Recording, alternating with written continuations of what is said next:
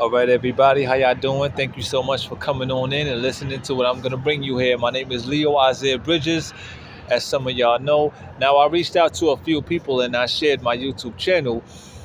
And in addition to that, practically on the most recent videos, I would have to say I don't know the exact number, but I know in addition to the recent videos, and when I speak to people out in the public, I would say spread the word or share the word more so, right? Yeah. And as I'm looking at myself right now, I'm looking far too relaxed. No, I didn't smoke any weed, but I won't lie to you. I had to, not had to, but I did indulge in a nice Guinness foreign extra. So that right there got me kind of relaxed and probably was contributing to my eyes looking a little bit low. And I would have to say for the past 2 weeks, I've been having a little bit of a little case of insomnia. You know what I mean? Yeah. So, nevertheless, I had to bring this out to y'all today. Um, Not that I was dragging my feet on it, but I was looking at the. Please don't take this in any kind of way to think that I'm, you know, glorified the moon, in which I've kind of, touched on that with the people out there that glorified the moon. You know, so I would have to say such a profound manner, that it's like, wow, they forgetting how the moon get its power, how the moon get its glow, X, Y, and Z. Because I think that's what we have out here. We have a lot of people who worship the moon, revere the moon, they glorify the moon, and I would have to say respectfully so, for those out there that do that to a high degree, that they are lunatics. Okay? Because people know, you may have heard this more than once, so you may have heard it before, that, of course, the word lunar is associated with the moon. So for those who glorify it in such a way, they have such an infatuation with the moon, you have now become a lunatic. All right? And I ain't talking about Nelly and the band. Yeah, it's not going down like that. Nevertheless, with all due respect, it could just be a phase in some people's lives. But even though through and through, we got to get this word, we got to get the truth, we got to know the truth, stand in it.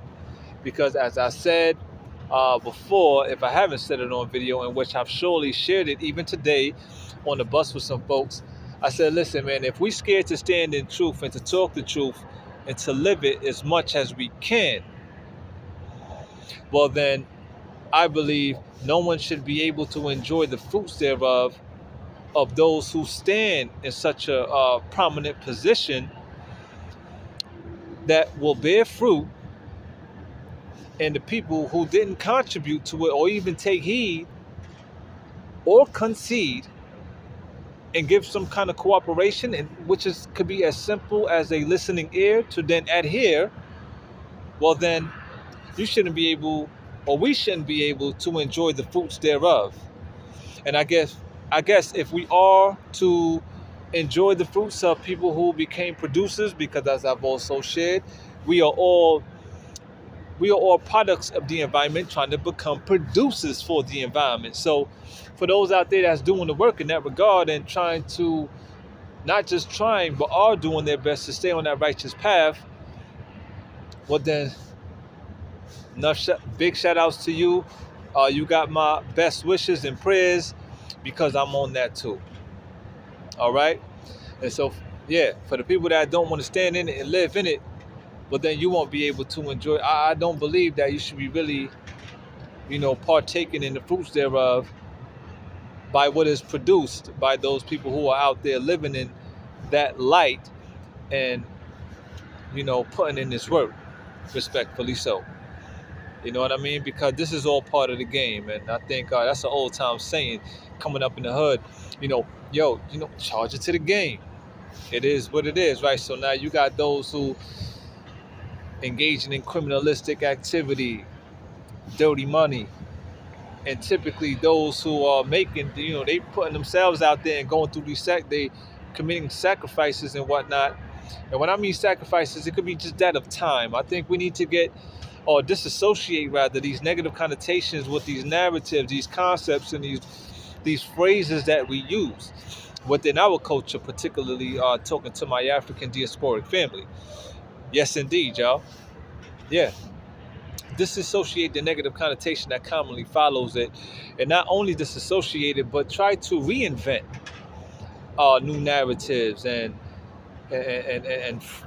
energy phrases like phrases that carry a particular energy in which you expound upon or you may articulate through your talent, your gifts, your craft, whatever it may be, because it's surely needed. Yes, indeed. So here we go, y'all. This here is a poem, and it's called Star Talk. The reason why I did it tonight, because like I said at the outstart of this video, I was looking at the moon cycles, and today is indeed a super moon. I really wanted to do it in the daytime, but I got caught up. I went to go pay my mama a visit, and she needed some assistance, with some groceries and whatnot, and help her out. And we had to talk and store some things away, and that kind of took up my whole day because it's been a while since I spent some time with her. So, that practically took up, it soaked up all the sun. I would have to say, yeah, but it was, it's all good because I'm still bringing it to you. All right. So this is called Star Talk, and this is going to be getting into some words that's basically, it's like the kind of jargon that is used by astrophysicists, scientists, anybody that's in the scientific world, more so. All right, because I do watch and I hope I don't get in trouble for this. There's no infringement here. But Star Talk is actually the title of a show that has been produced and hosted by the primary host is Dr. Neil deGrasse Tyson, and typically his co-host is oh Lord have mercy, I can't believe that I don't have his name coming right up as to where now I have to recollect, which may be a bad sign in a way. And I hope the brother, if this happens to reach him, that he don't take it in an offensive way. But the brother name is Chuck Nice. All right, he's a comedian, a comedic co-host that does the show. You can type it up, Star Talk. You can type it up on YouTube search bar, and you'll see what pops up. All right. For my brothers and sisters out there that's tuning in, I suggest you go ahead and give that a listening ear whenever you make some time at your leisure, because I understand that we in the hood, and as I said, we products of the environment. So whatever's going on within the atmosphere, we acclimate to, or we try to assimilate, or just inherently so, we become of it, and we succumb to what's there. So in order to have a change and to bring about a change, we have to indulge in different things. All right, different things, new things, X, Y, and Z. Right. So I'm 8 minutes in. Don't want to hold y'all any longer to be so long, because I actually I don't want this to go past 15 minutes so I can put it up on my Instagram. But if it doesn't, well, hey, I'll go ahead and show the pic and ask people to tune on in. So here we go. This is Star Talk, y'all. Dig me on this one. Drop a line. Here we go. Star Talk. Does the concept of the Big Bang Theory spark quandaries that's relatable or relevant towards a universal resolution that will, in contrast, catapult new innovative thinking tanks, comprised of a fearless and formidable youthful lead, to rebirth onto Earth intelligible stratagems designed to regenerate as well as secure contemporary modulations that is affixed with the planetary mechanisms that is governing the Earth amid the benevolent cosmos as laureates groom sophomores and juniors of the astral universities, a spectacular conglomeration of elite stars to be sequentially designated along the phenomenal zodiac belt as prospective anomalistic beseeched graduates, sanctioning and administering favorable law, deploying elemental forces across the galactical game board through ethers, utilizing cosmic wimps, weak impacting mass particles to even out the odds amongst the filled positron stars. As the primary scientific trinities of space-time and matter formulates precious fauna amidst the combative human nature that became a planetary host of existential, plethoric, debilitating idiosyncrasies that weighs the scales unbalanced. Though the energon source remains utilitarian. Yes, indeed, brothers and sisters. I wrote that out. I would have to say about 2 weeks ago. About 2 weeks ago, and I said, you know what, I got to bring this out because this is and it did, on my journey to continually show myself approved and measure in two different, to a, I would have to say, as I'm being inspired to reach as well as obtain different degrees of knowledge by entertaining different, I guess, categories and subjects. This is what I'm bringing.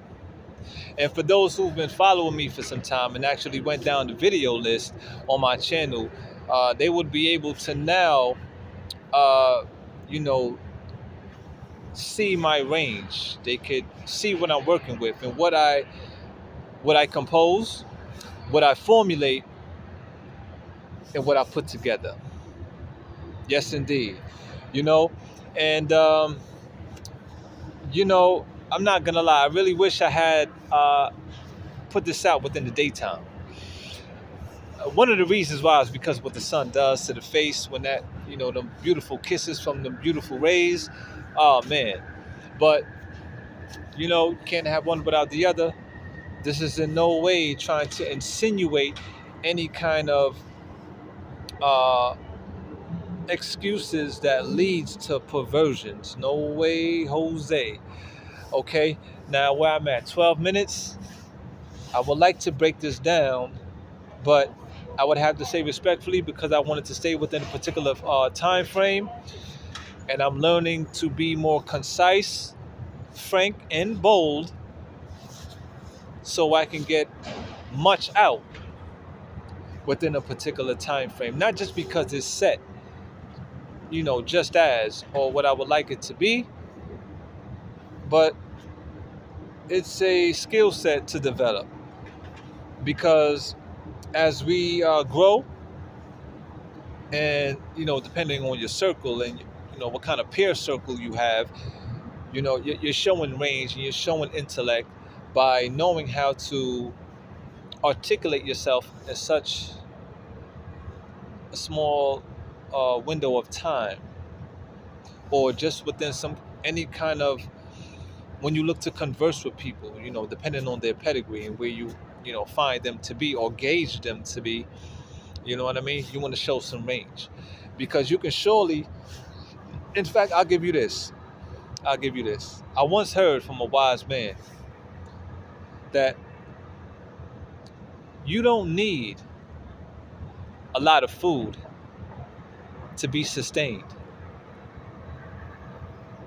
but you rather need food that have a lot in it. You get that? So many people think we got to have a large plate. That's not it. Especially, and this is relatable onto those that, are having, or now, have some sort of dietary regimen where they feel they got to have all these supplements and all this food and whatnot that they have to eat in order to reach a optimal level of health. That's not the case.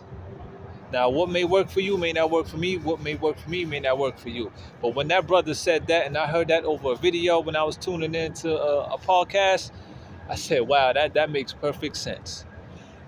You don't always need a lot of food, but you need food with a lot in it. Meaning I can have a small portion, but it's there. So yes, indeed, that there will start talk, brothers and sisters. Please drop a line and let me know how you feel. Peace, love, and light. Thank you for your time. Leo Isaiah Bridges.